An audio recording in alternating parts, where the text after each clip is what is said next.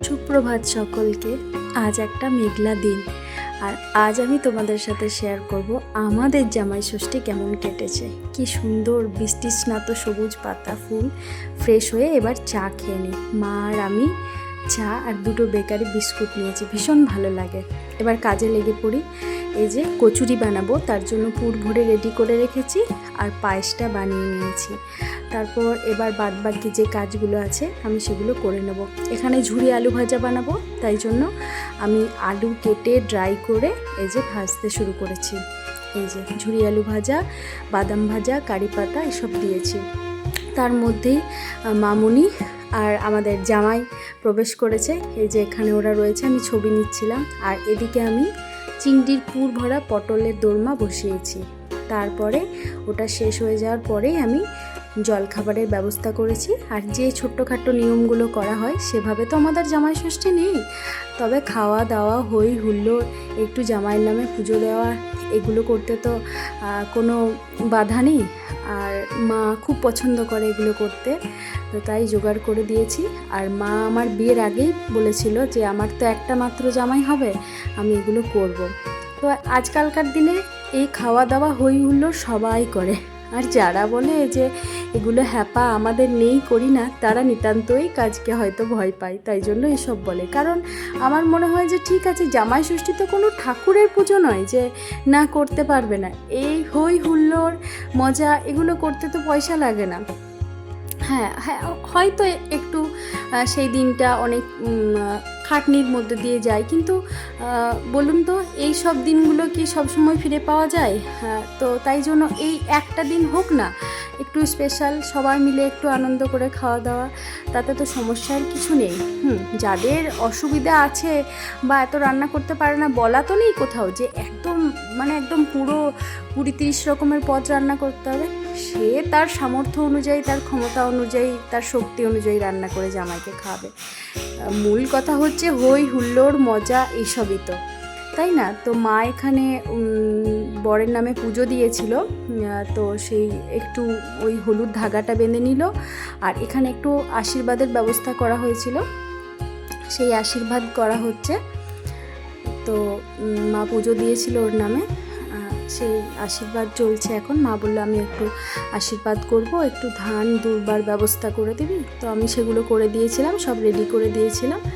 আর মা এখানে আশীর্বাদ করছে। মায়ের কোমরে ভীষণ ব্যথা, তাই মা বসতে পারে না, তাই মাকে এইভাবেই দাঁড়িয়েই এরকমভাবেই আশীর্বাদ করতে হচ্ছিল। আর ওদিকে মামুনি বসে আছে, আর পুত্র একটু ঘুমিয়ে গেছিলো। তো এখানে আশীর্বাদ পর্ব শেষ, এবার চলবে উপহার দেওয়ার পালা। হ্যাঁ, তবে শুধু জামাই শাশুড়ি মা উপহার পাইনি, আমিও একটা পেয়েছি মায়ের কাছ থেকে, একটা শাড়ি উপহার পেয়েছি। তো কখনো সময় পেলে দেখাবো অবশ্যই। এই যে উপহার দেওয়ার পর্ব, তো আমার ভীষণই ভালো লাগে। আর ওই দিকের পাখাটা তো দেখতেই পাচ্ছেন, ওটা আমি বানিয়েছি জামাই ষষ্ঠী উপলক্ষেই। মায়ের খুব ইচ্ছে ছিল এরকম একটা পাখা বানিয়ে দেওয়ার, তো আমি বানিয়েছিলাম। এখানে বাতাস করে দিল। তারপর সাহেবের আমার বরের খাওয়া হয়ে যাওয়ার পর দুই মা মিলে এখানে গল্প করছে, আর আমার বানানো বাড়িতে কচুরি আর আলুর দম খাচ্ছে। আমারও খাওয়া হয়ে যাওয়ার পর আমি একটু শাকটা ভেজে নিচ্ছি, একটু বাদাম দিয়ে শাক ভাজবো। বাদাম দিয়ে শাক ভাজা আমার ভীষণ ভালো লাগে, একদম অনুষ্ঠান বাড়ির মতো খেতে লাগে। আর ওদিকে পায়েসটা একবার দেখিয়ে দিলাম, এই যে পায়েসটা। আর দেখি মা কি করছে। তোমার ভাগে কি পড়েছে? মটন? আচ্ছা, আগে মটনটা কষবেন, আগে সেদ্ধ করবেন? আচ্ছা, দেখি একবার কালারটা। ঠিক আছে, করো। আমার মাটন রেডি। মেটে চচ্চড়ি হয়ে গেল না? আচ্ছা, বাকি রান্নাগুলো একবার দেখাই। এটা হচ্ছে চিংড়ির পুর ভরা পটল। আচ্ছা, এইটা হচ্ছে ছানার কোপ্তা।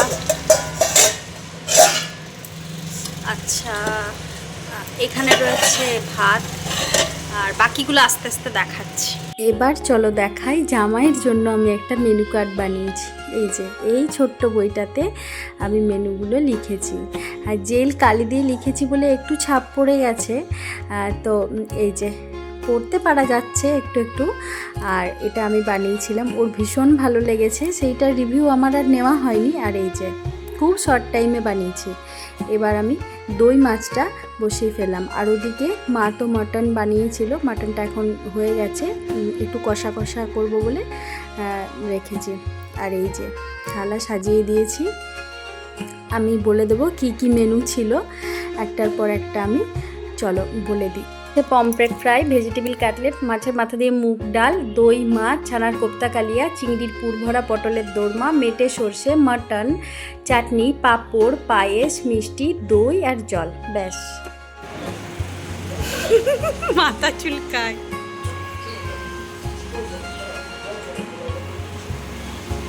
শেষ হবে আজকে? এখানে ছেলেও এসে বাবার সাথে বসেছে, ওর তো খাওয়ার মতো কিছুই নেই, ওকে সব দিই না, একটু বললাম যে পায়েসটা একটু মুখে দিয়ে দাও, তাও বসেছে, ভাবছে যে কি হচ্ছে এগুলো। কেমন খাচ্ছ? ভালো হয়েছে?